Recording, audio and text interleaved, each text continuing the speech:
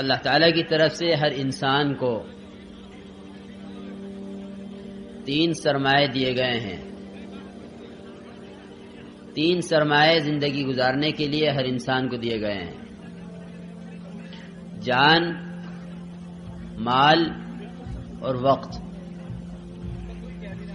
یہ 3 بڑے بڑے سرمایے ہیں: جان، مال، وقت. ان 3 سرمایوں کا صحیح استعمال، ان 3 چیزوں کا اس کی جگہ پر خدا کے احکامات کے مطابق استعمال ہونا، ان 3 چیزوں کو غنیمت سمجھنا، مرنے سے پہلے ان 3 چیزوں سے فائدہ اٹھا لینا، یہ کامیابی کا راستہ ہے. اور جناب رسول اللہ صلی اللہ علیہ وسلم اور آپ سے پہلے کے تمام انبیاء علیہ السلام جتنے گزرے ہیں، ان سب کی جان، مال، وقت وہ امت کے بنانے میں، امت کو راہ راست پر لانے میں، دین کو دنیا میں زندہ کرنے میں، اسی میں صرف ہوا ہے. مال کا کوئی پیسہ، وقت کا کوئی منٹ اور جسم کا کوئی تقاضا وہ دین کے علاوہ پر استعمال نہیں ہوا ہے. جسم کا کوئی عضو، مال کا کوئی جو ہے پیسہ اور وقت کا کوئی منٹ، وہ خدا کے احکامات کے علاوہ یا خواہشات پر یا اپنی منمانی پر، اپنی دلچاہی پر ایک ذرے کے برابر بھی انبیاء کا اس پر استعمال نہیں ہوا، بلکہ انبیاء کا تمام جان، مال اور وقت وہ تمام کا تمام امت کو خدا کے ساتھ، خدا سے جوڑنے میں اور خدا کی مخلوق کو خدا کی راہ دکھلانے میں، خدا کے کنبے کو خدا کی طرف بلانے میں اس میں خرچ ہوا ہے. پھر محنت کا میدان انبیاء کا انسان بنے. قل هذه سبیلی ادعو الی اللہ، کہہ دیجئے آپ عام لوگوں میں اعلان کر دیجئے کہ میرا راستہ یہی ہے کہ میں مخلوق خدا کو جو ہے خالق سے جوڑنے کے لیے ہوں. میں مخلوق خدا کو خالق سے جوڑنے کے لیے ہوں، لوگوں کو بندوں کی عبادت سے نکال کر بندگی پر لانے کے لیے ہوں، اور بندوں کو تنگی سے نکال کر فراخی کی طرف لانے کے لیے ہوں. یہ میرا کام ہے. اس لیے انبیاء کی محنت کا میدان انسان بنتے ہیں. اسی لیے فرمایا ہے الناس معادن کمعادن الذهب والفضة خيارهم في الجاهلية وخيارهم في الإسلام إذا فقهوا.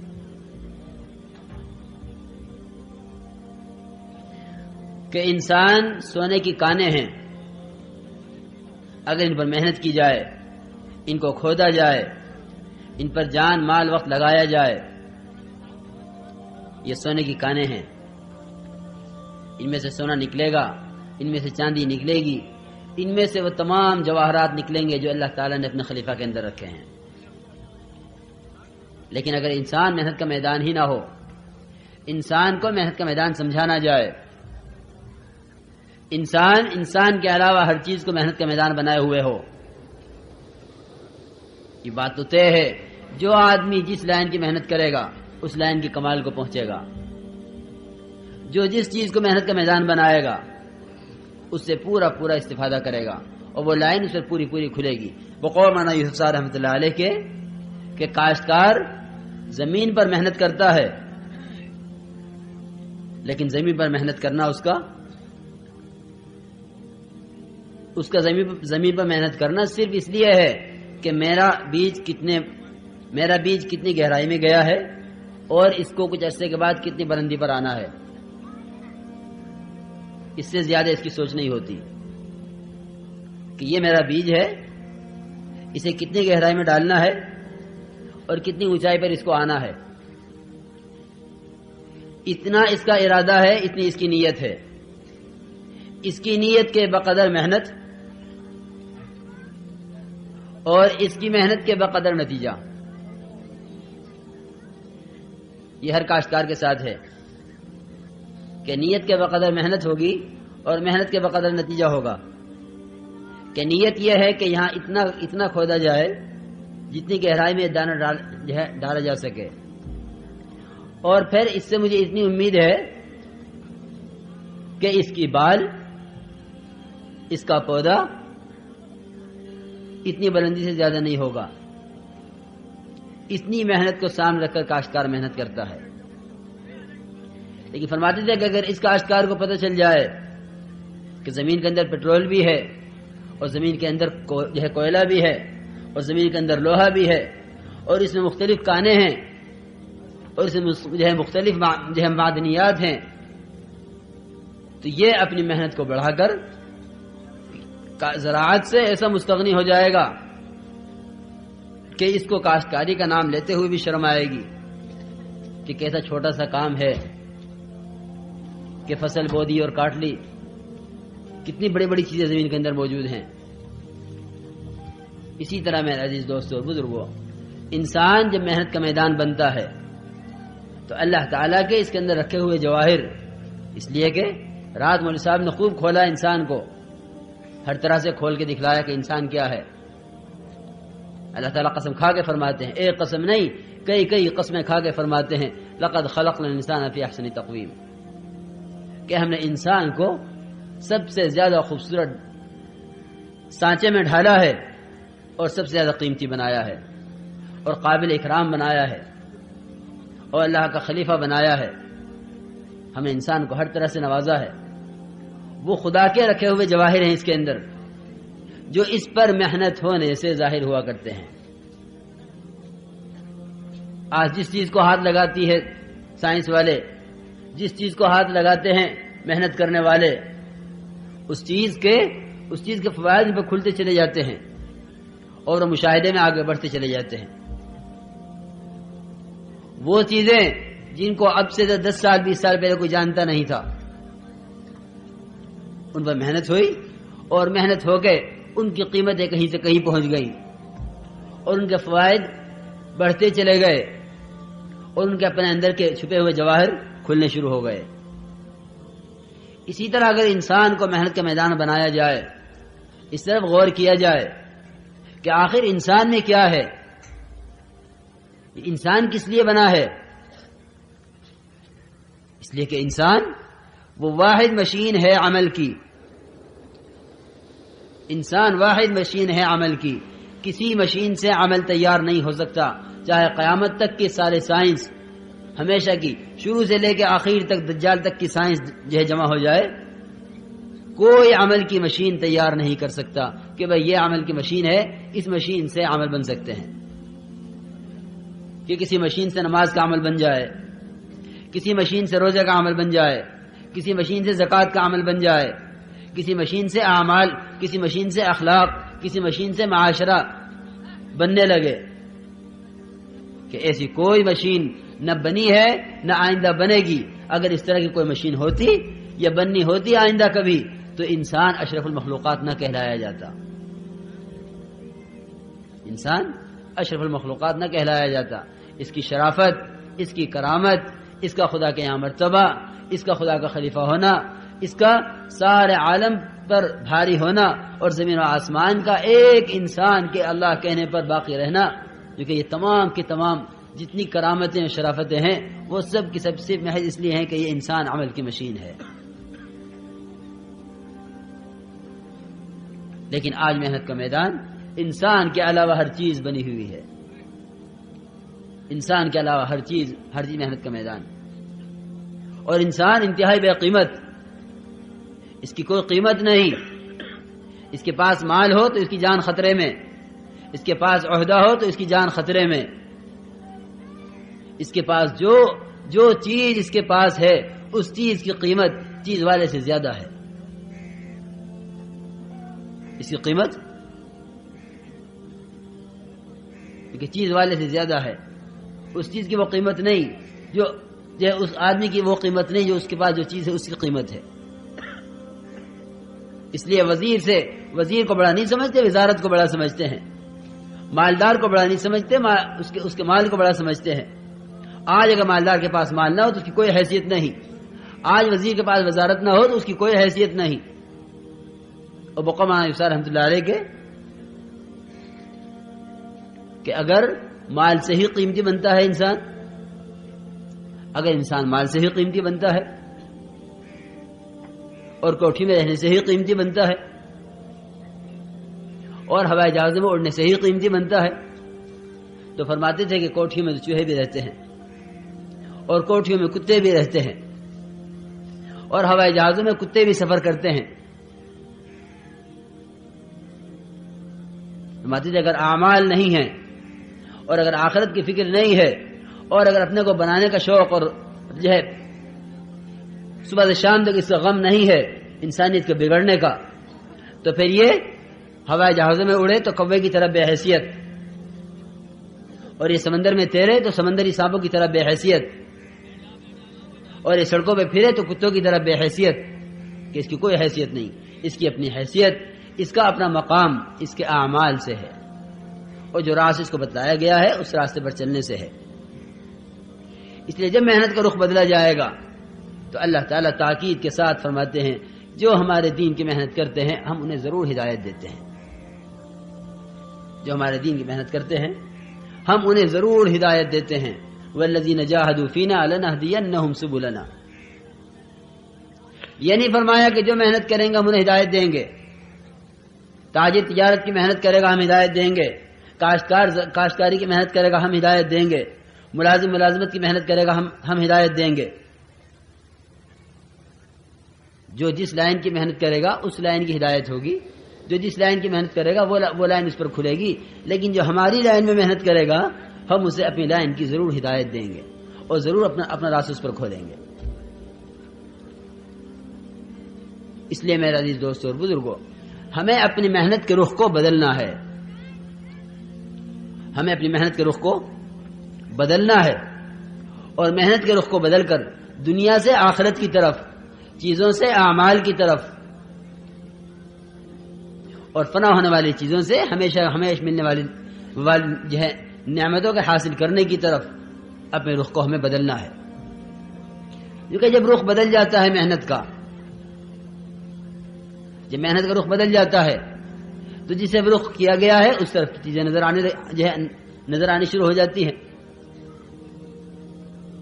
کہ ابھی محنت کا رخ کیا تھا، اب محنت کا رخ کیا ہے. ابھی محنت کا رخ چیزوں کا تھا، اب محنت کا رخ اعمال کا ہے. کیونکہ جب اعمال کے رخ پر آدمی پڑ جاتا ہے تو اعمال کے ذریعے سے مسائل حل ہوتے نظر آنے لگتے ہیں.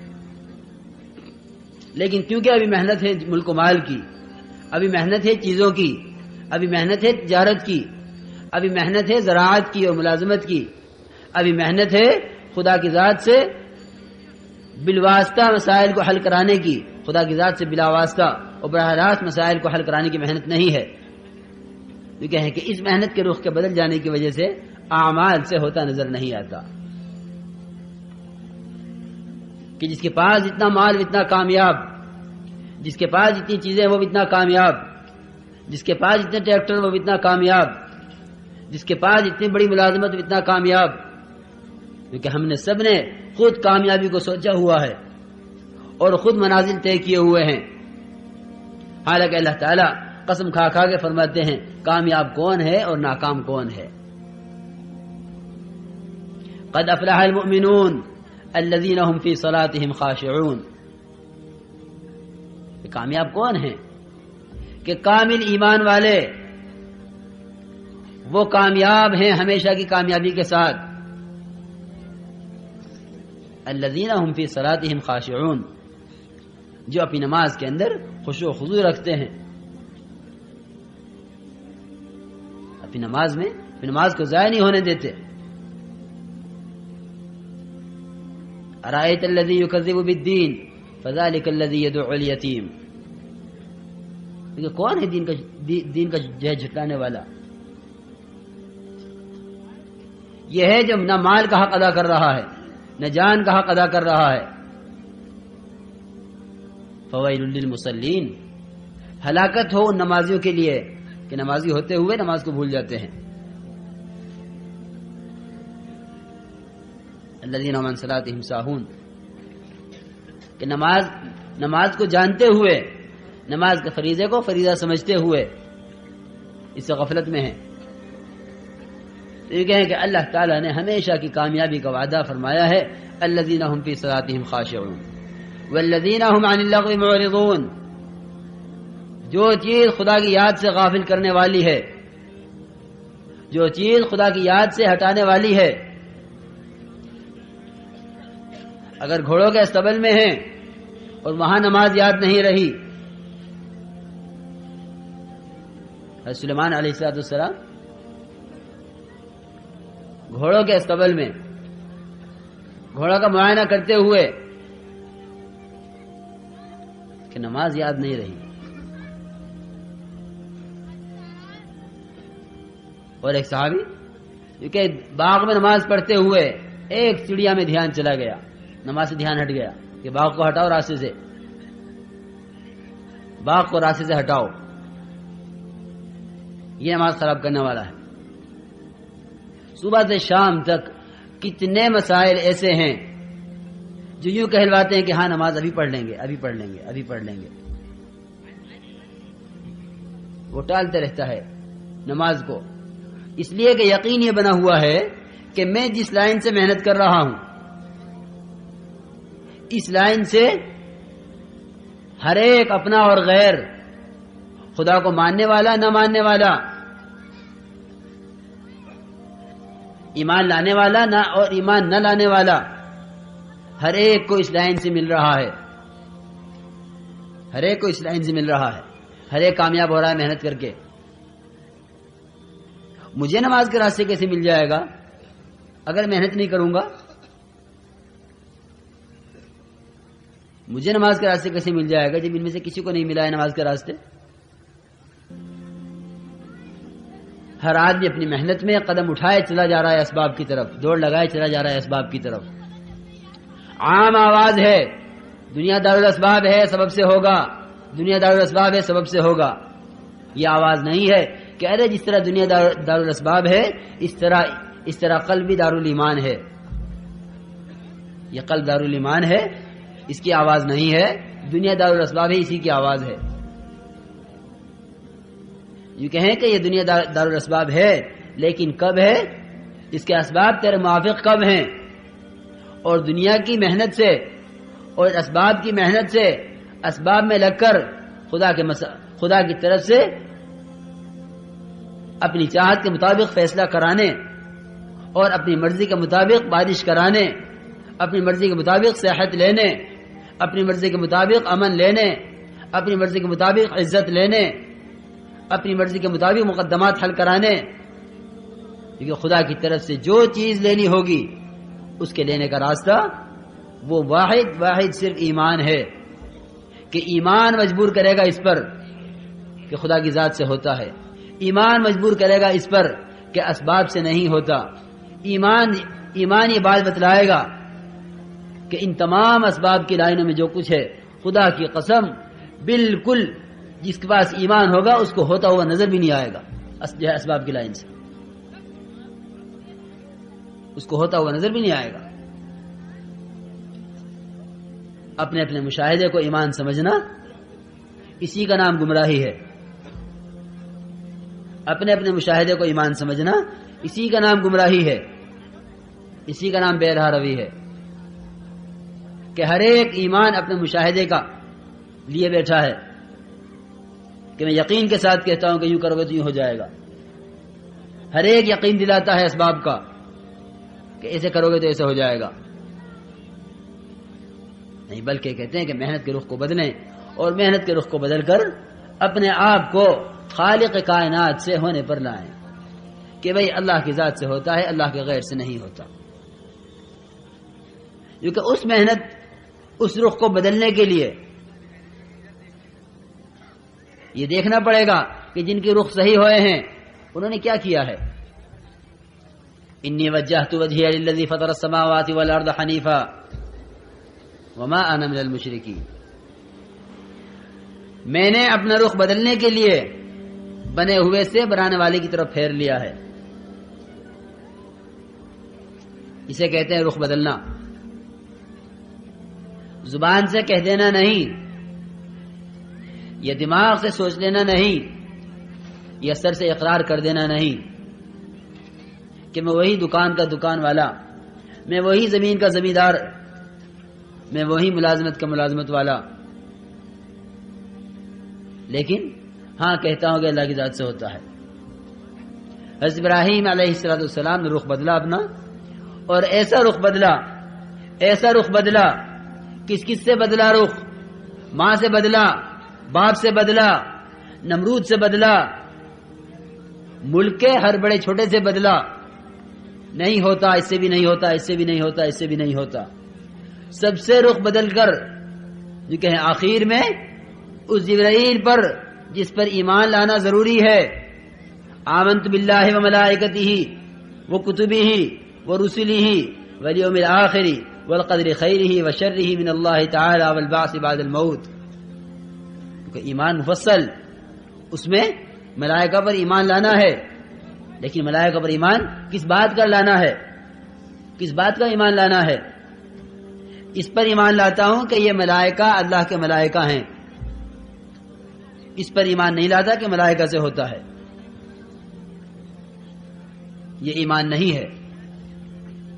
ملائکہ سے ہونا ایمان نہیں ہے، ملائکہ کے وجود کا یقین رکھنا ایمان ہے۔ ملائکہ کے وجود پر ایمان لانا ضروری ہے، ملائکہ سے ہونے پر ایمان لانا نہیں ہے، بلکہ یہ بھی شرک ہے۔ تو یہ کہ ہم نے ایسا رخ بدلوایا حضرت ابراہیم کا کہ منجنیق میں بیٹھے ہوئے ہیں، توپ کے اندر بیٹھے ہوئے ہیں، چند منٹ میں پھینکے جانے والے ہیں اس آگ میں، جو آگ مہینے بھر کی محنت کے بعد دہکائی گئی ہے۔ ہر مرنے والا وصیت کر کے جاتا تھا کہ ابراہیم کی آگ میں ضرور لکڑی ڈالنی ہے۔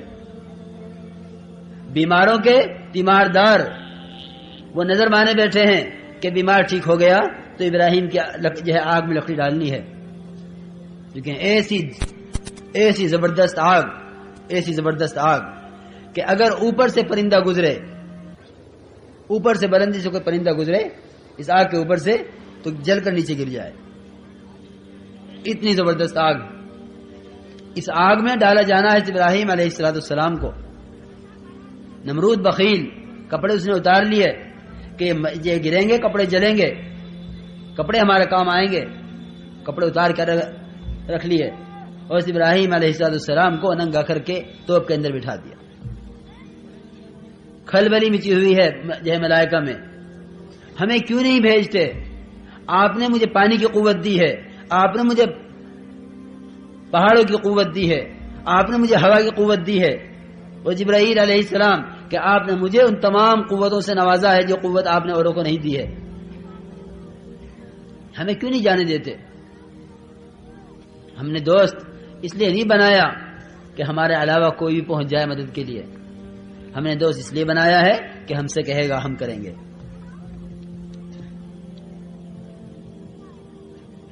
حدیث میں آتا ہے جسے دوستی کرنی ہو فلینظر الی من یخالل، کہ وہ دیکھ لے دوست کس کو بنا رہا ہے،